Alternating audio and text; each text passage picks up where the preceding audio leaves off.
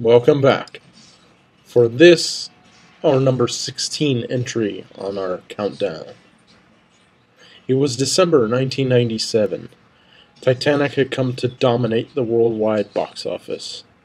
But one film dared to stand in its way. Now, I present the second James Bond film I saw in the theater, Tomorrow Never Dies.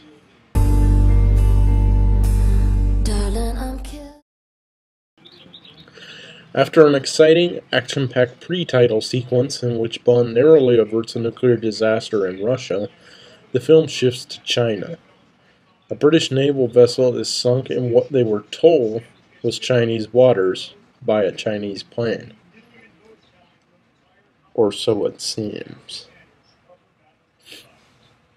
James Bond is sent to investigate Elliot Carver, worldwide media baron, because his newspaper, Tomorrow, revealed details about the incident before even MI6 knew about it. Bond's investigation eventually takes him to the site of the ship's sinking, discovering not only that some missiles were stolen from the ship, but Wei Lin, a Chinese agent, is also investigating the ship on her country's behalf. Soon, both agents are captured by Carver's henchmen, and they must then reluctantly work together to escape in a most spectacular fashion. When Bond and Wei Lin inform their respective countries of what has happened, the pair decide to go after Carver and prevent him from starting World War III. So, with the combined efforts of James Bond, Wei Lin, and the British Navy, Carver and his stealth ship are destroyed, and once again, James Bond saves the day.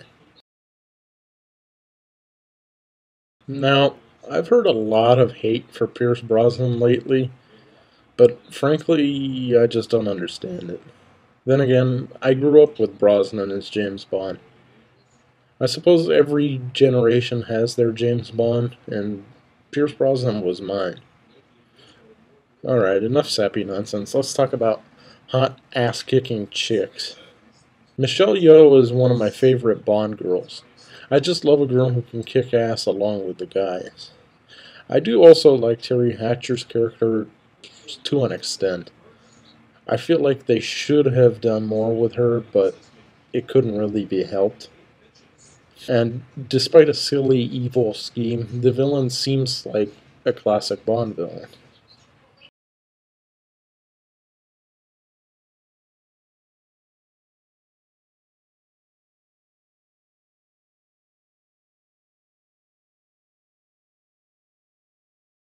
I wouldn't say there's bad in the film, there's just a lot of stuff that's, well, iffy. Carver's right-hand man, Stamper, is pretty generic, so it kind of makes his final battle with Bond seem like a little bit of a cop-out. I found out that in the novelization, his hobby was to kidnap people and use them to make snuff films, which apparently would have given a reason why, in the film, he records himself murdering the British sailors who survived the ship sinking. If they had hinted at that in the film, he might have been a little more interesting, I think. And of course, Joe Don Baker reprises his role from GoldenEye, which this time around is pretty pointless. But then again, he didn't really do much in GoldenEye either. But I'm actually shocked at how violent the film is at times, especially the finale. It just seems like almost too violent for a Bond film, which that's saying a lot. But all in all, it's still a fun movie. The theme song by Sheryl Crow is very underwhelming. It's just like, it's so forgettable. The song that they used over the end credits was originally supposed to be the main theme song. Should have been the theme song. It sounds like a Bond song. And finally, Carver's plan has got to be the stupidest thing I can think of. He wants to start a war between Britain and China so he can have exclusive broadcasting rights in China for the next 100 years? What the f... It feels like half Bond movie, half mindless action movie, which makes it a fun watch, I think. well, for the most part. It's a very watchable entry in the Bond series, and perfect for one of those evenings when you've got no idea what to watch. I give it 3.5 out of 5 stars. And of course, as you can see in this video, I'm not in my usual recording spot.